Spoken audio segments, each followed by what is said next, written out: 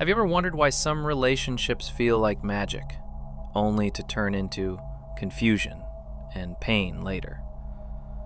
Why we sometimes fall for people who are completely wrong for us, yet we can't seem to let them go. Carl Jung, the Swiss psychologist, believed that the answer lies not in the other person, but deep within ourselves. He introduced the concept of the Anima. According to Jung, every man carries a hidden feminine image inside his unconscious mind. Not a woman he's met, but a symbolic force made of his deepest feelings, desires, longings, and wounds. He called this force the Anima. She is the man's inner feminine, his soul's mirror, the emotional and creative part of him that he often ignores.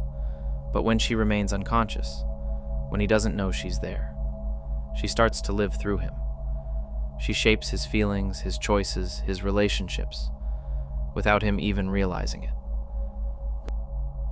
The Anima is not evil. She's not a curse. She's a messenger, sent from the soul. She carries the energy of emotion, sensitivity, creativity, vulnerability, love, everything a man is often taught to suppress. But if he ignores her, she doesn't go away. She just starts to appear in his outer life, especially in his romantic relationships. And that's where the story begins. Most of us believe that we fall in love with who someone truly is. Jung would ask, what if you're not seeing them clearly? What if you're actually seeing yourself? You meet someone, they smile at you, say the right words, look at you a certain way, and suddenly your heart opens. Something inside you lights up. You feel like they've known you forever. You feel seen, understood, whole. But that feeling, Jung said, might not be about the other person at all. It might be your Anima, whispering through them. Not because they are your soul, but because they carry the face you gave them. You see, when the Anima is unconscious, a man starts to project her onto women. He doesn't love them for who they are. He loves them for what they reflect. His lost parts, his longings, his hidden dreams. He turns real women into fantasies. That's why many relationships begin so intensely, so magically. It's not the person, it's the projection. The woman becomes a screen, and the man plays a movie of his inner world upon her face. But here's the thing. No one can live up to someone else's fantasy.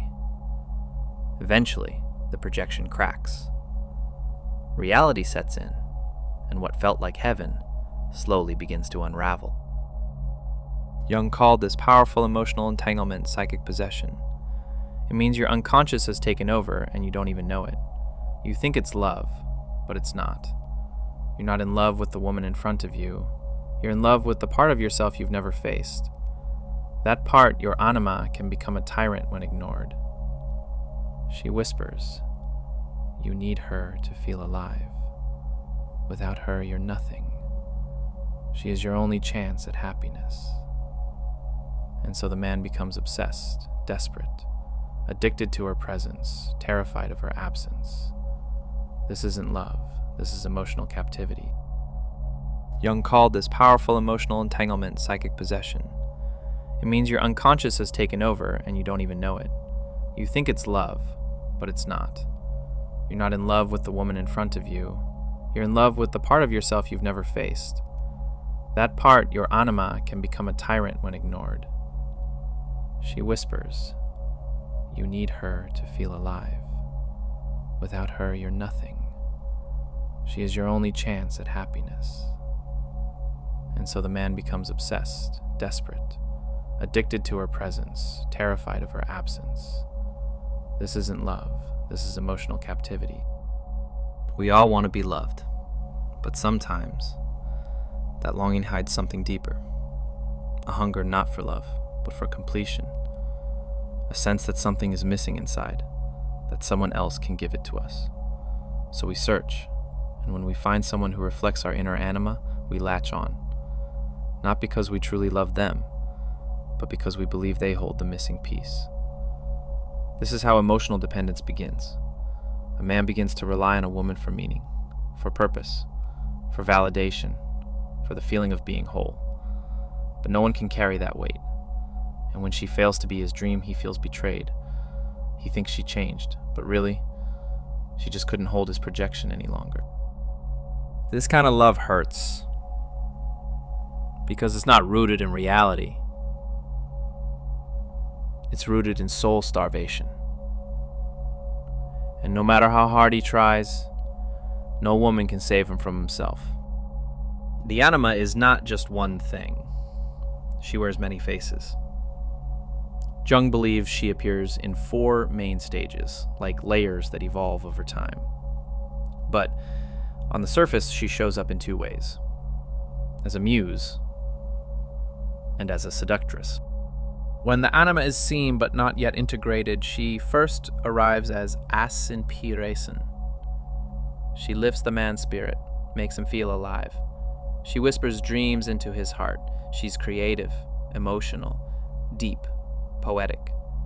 She's the ideal woman, the goddess, the muse, the mystery. Many men write poetry, songs, and books under her spell. She awakens beauty, tenderness, and longing. But if he begins to worship her, if he clings to the dream, if he forgets that she is not real, she transforms. The muse becomes the seductress. He doesn't realize it, but he's not reacting to her. He's reacting to what she triggers inside of him. The Anima pulls the strings and the man dances blindly. Until he becomes aware of this, he will move from relationship to relationship, repeating the same patterns, different faces, same emotional story. Many men carry something quiet and invisible, but heavy. A wound they never talk about.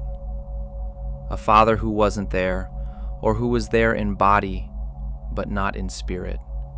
No protection, no guidance, no strength to lean on.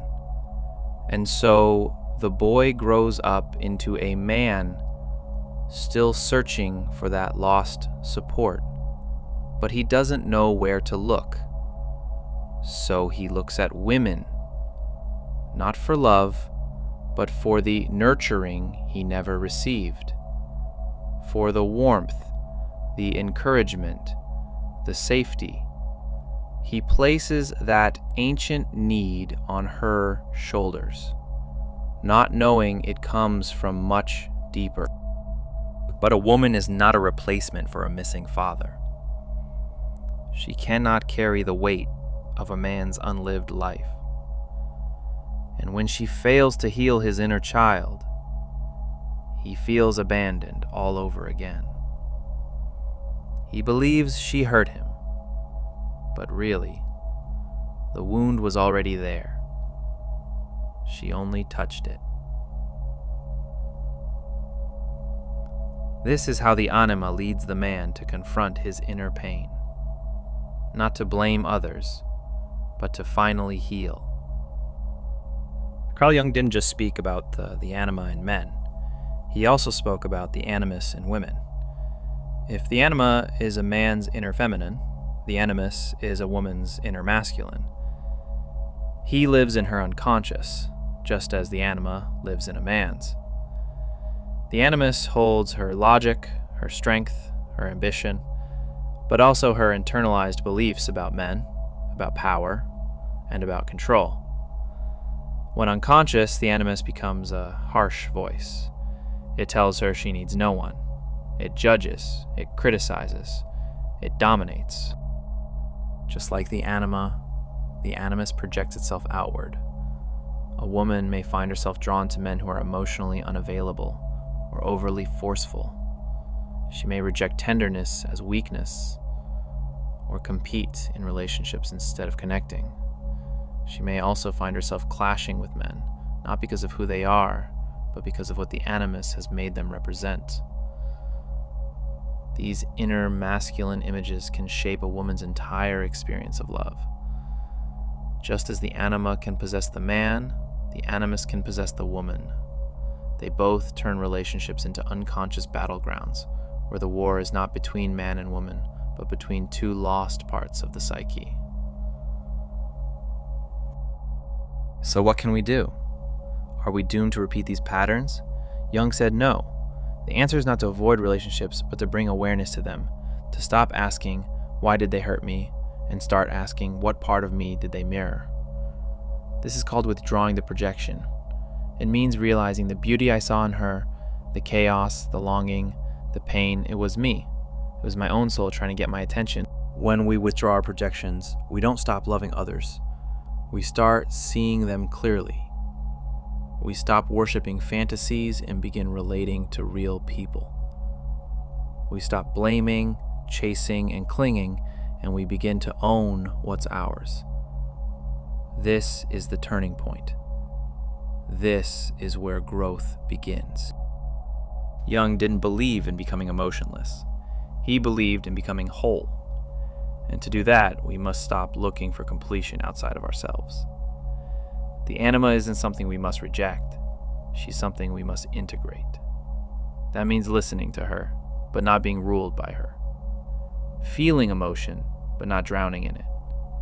Creating beauty, expressing love, living with depth, without turning another person into your God or Savior.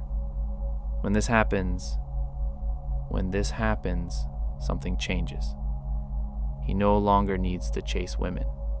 He no longer clings.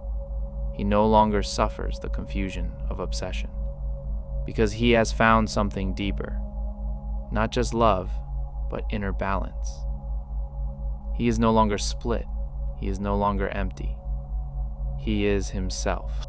Once a man has integrated his anima, he begins to see women not as fantasy, but as equals. He doesn't need to be rescued. He doesn't need to rescue anyone. He doesn't seek to control or be controlled.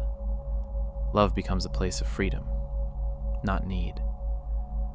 Two whole people, not two wounded souls trying to fix each other. And the woman?